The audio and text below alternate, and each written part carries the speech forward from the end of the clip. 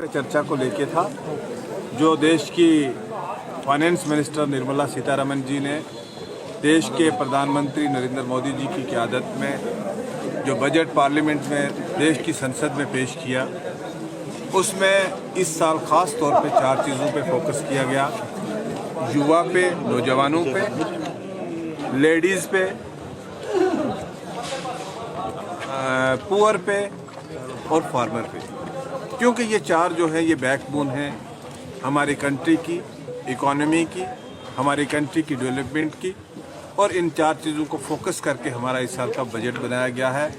और इन्हीं चीज़ों में को आगे बढ़ाते हुए जो एक मध्यम वर्ग है, हमारी जो मिडिल क्लास है, उस मिडिल क्लास को मैक्सिमम बेनिफिट प्रोवाइड करवाने की कोशिश की गई है।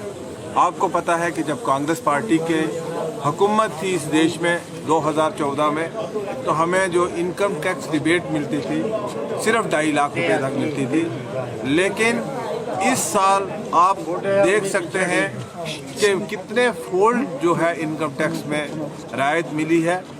12 लाख रुपए तक हमें राहत है। 4 लाख तक तो बिल्कुल ज़ीरो टैक्स है, और 8 लाख तक 5% टैक्स है, और 8 से 12 तक 10% टैक्स है। अगर हम नॉर्मल रिबेट की बात करें तो हमें पिछले सालों के मुकाबले में इस साल जो है 60,000 रुपये एक आम व्यक्ति का जो है, मिडिल क्लास आदमी का जो है, वो जो 12 लाख रुपए तक उसकी आमदन है वो बचा पाएगा। इसके अलावा जितनी भी स्कीमें हैं जो मैंने विस्तार से अंदर बात की, आपको बताया कि मध्यम वर्ग के लिए, हिंदुस्तान की डेवलपमेंट के लिए, हिंदुस्तान की सुरक्षा के लिए, हिंदुस्तान को आत्मनिर्भर बनाने के लिए, एक विकसित भारत बनाने के लिए तमाम जो स्कीमें हैं, वो एक फाउंडेशन जो है वो इस साल रखी गई है, जो अगले आने वाले 5 सालों में जिस पे चला जाएगा। और हमारा फ़र्ज़ यही है कि हम सब मिल के, इस इलाके के लोग, सारे देशवासी मिल के भारत को एक विकसित भारत बनाने का जो ख्वाब हमारे प्रधानमंत्री नरेंद्र मोदी जी का है, उसको हम पूरा करें। सर, आपके आबाई गांव से ताल्लुक़ रखने वाली एक खातून जो है वो जीएमसी राजौरी में ज़िंदगी और मौत की लड़ाई में अपनी जान दे बैठी, तो राजौरी हॉस्पिटल की खस्ता हालत के हवाले से आप क्या कहना चाहेंगे? देखिए, बड़ी बदकिस्मती की बात है कि राजौरी मेडिकल कॉलेज में कोई परमानेंट एडमिनिस्ट्रेटिव सेटअप प्रॉपरली नहीं काम कर रहा है। यहाँ पे जो भी एडमिनिस्ट्रेटर्स हैं वो एक एडहॉक अरेंजमेंट के तहत आते हैं।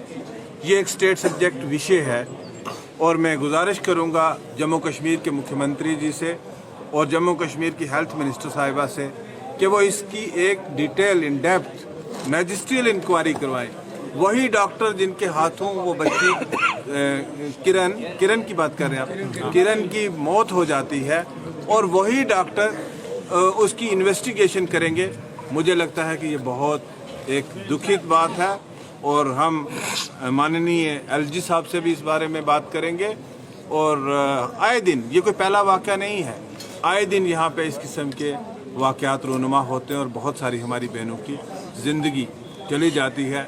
हमारा अगर मेडिकल कॉलेज लेबर को हैंडल करने के लिए सक्षम नहीं है तो वो बड़ी बीमारियों को क्या हैंडल कर पाएंगे?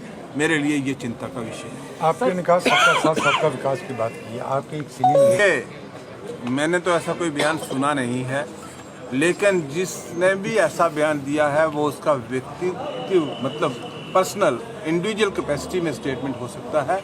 उसका भारतीय जनता पार्टी के साथ कोई तरह पार्टी को कार्रवाई करेगी के ज्ञान में उसको लाइएगा, पार्टी उसको एग्जामिन करेगी। अगर ऐसी बात साबित होती है तो डेफिनेटली पार्टी के अध्यक्ष जी यहाँ पे हैं हमारे डिस्ट्रिक्ट के, ये पार्टी एक रूल्स एंड नॉर्म्स के मुताबिक चलती है।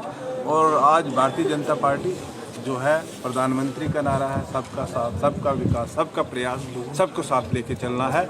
और राजौरी पुंछ की एक रवायत रही है, आपसी भाईचारे की रवायत रही है। यहाँ हनुमान चालीसे की क्या बात करते हैं, यहाँ बैरों की जयंती नहीं निकलती है, यहाँ परशुराम जी की जयंती नहीं निकलती है, यहाँ जुमा के दिन सड़क पे नमाज नहीं पढ़ी जाती है। ये सड़कें हम अल्लाह की बनाई हुई ज़मीन है और ये सबकी साझी है।